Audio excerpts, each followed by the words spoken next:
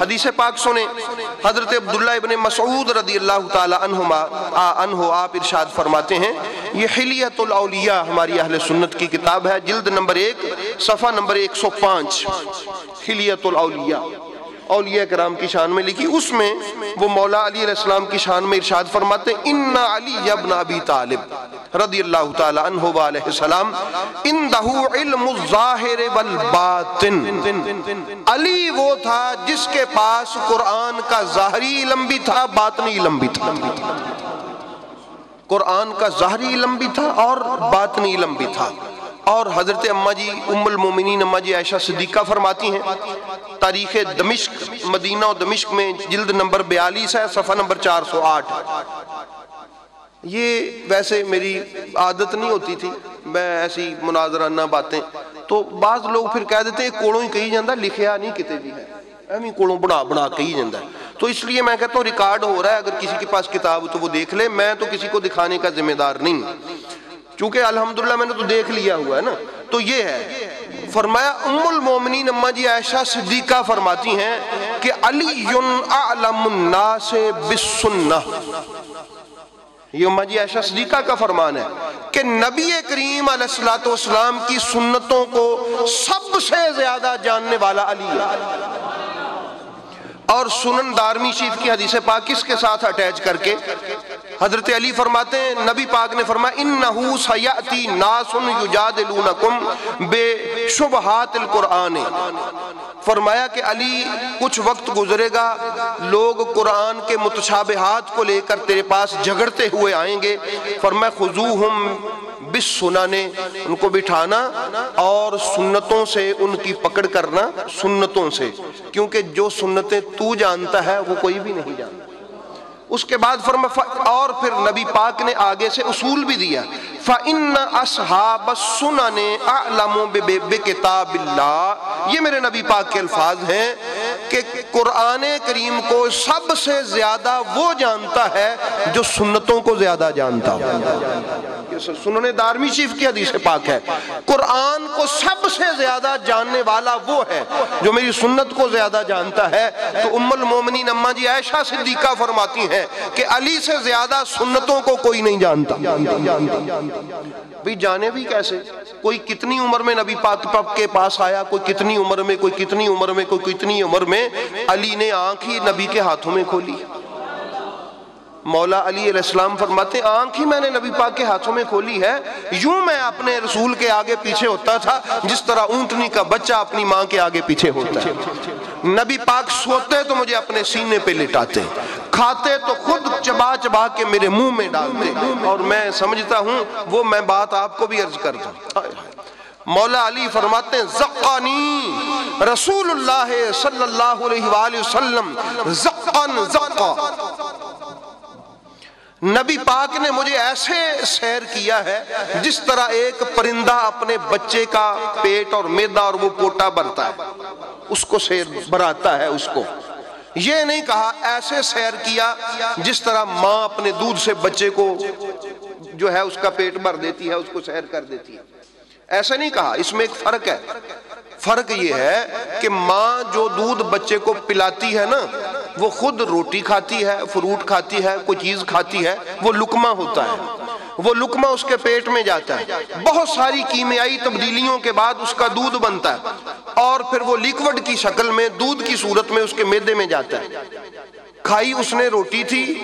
وہ تبدیل ہو کے اس کا دودھ بنا، وہ اس کے معدے میں گیا۔ پیا اس نے جوس تھا، وہ تبدیل ہو کے اس کے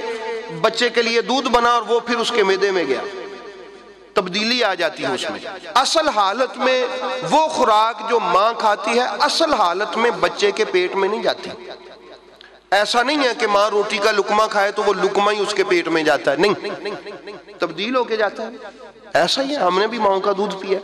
پیتے ہیں، یہ ہم جانوروں کا دودھ پیتے ہیں، یہ بھی ایسا ہی ہے، بہت ساری کیمیائی تبدیلیاں۔ لیکن پرندہ اس میں فرق یہ ہے، وہ اگر دانہ کھا کے آتا ہے نا، وہ تبدیل ہو کے نہیں اپنی اصلی صورت میں اپنے بچے کے پیٹ میں ڈالتا ہے، جیسا اس کے پاس تھا ویسا ہی اس کے بچے کے پاس ہے۔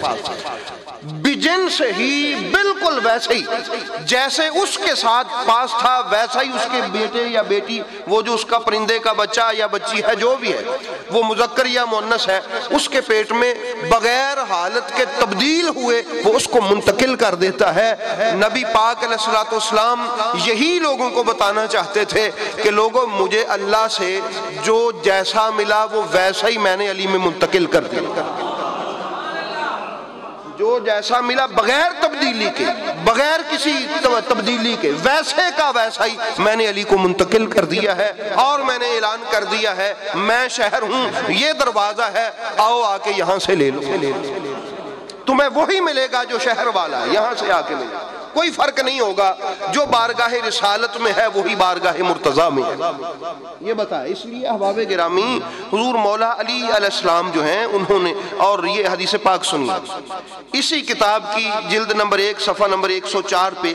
یہ حدیث پاک حلیت الاولیاء میں حضرت عبداللہ ابن مسعود رضی اللہ تعالیٰ عنہ سے دوسری حدیث پاک ہے، میرے پاک نبی نے فرمایا حکمت 10 حصوں میں کر کے پوری مخلوق میں تقسیم کی گئی۔ توجہ ہے، حکمت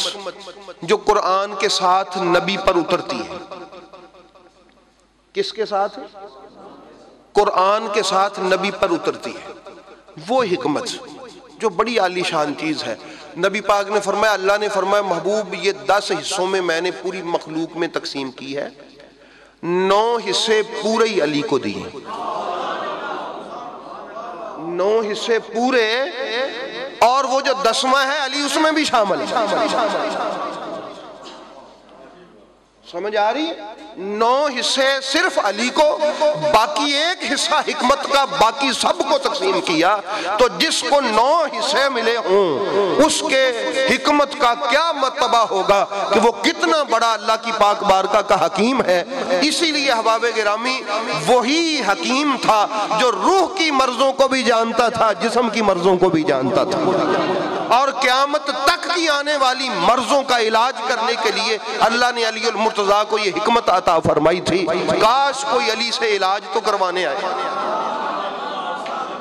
اگر کوئی آئے ہی نہ اس حکیم سے علاج کروانے اپنا، تو میرے نبی نے ایڈریس دے دیا کہ جو زبردست حکیم ہے جس کو حکمت کے 9 حصے نصیب ہوئے ہیں وہ میرا علی ہے، آؤ آ کے علی کے پاس اپنی بیماریاں لے کے علی کی پاک بارگاہ سے رب تمہیں شفائیں عطا فرمائے۔ یہ حکمت روح کی بیماریوں کو دور کرتی ہے، دل کی بیماریوں کو دور کرتی ہے، روحانی طور پہ بندے کو صحت مند کرتی ہے۔ ہم کہتے ہیں فلاں ڈاکٹر کے پاس ہم نے نہیں جانا، وہ کوالیفائیڈ نہیں ہے، وہ مستند نہیں ہے، اور فلاں جو ہے اس نے MBBS کے بعد نا فلاں مضمون میں اسپیشلائزیشن بھی کی ہوئی ہے، ایسا ہی ہے نا، یہ زیادہ پڑھا لکھا ہے، اور پھر اس نے فلاں یونیورسٹی میں اتنے سال لیکچر بھی دیا ہوا ہے، یہ زیادہ پڑھا لکھا ہوا ہے، ہم اس سے اپنا نسخہ لکھوائیں گے تو میرے نبی پاک اطلاع دے رہے ہیں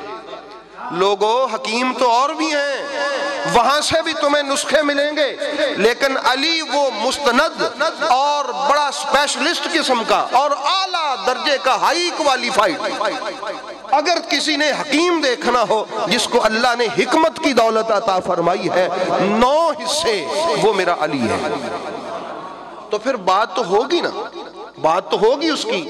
بات تو کرنی ہوگی اس کی۔ اس لیے احباب گرامی حضور نبی رحمت صلی اللہ تعالیٰ علیہ وآلہ وسلم کی پاک بارگاہ سے بہت شان اللہ تعالیٰ نے میرے علی کو عطا فرمائی۔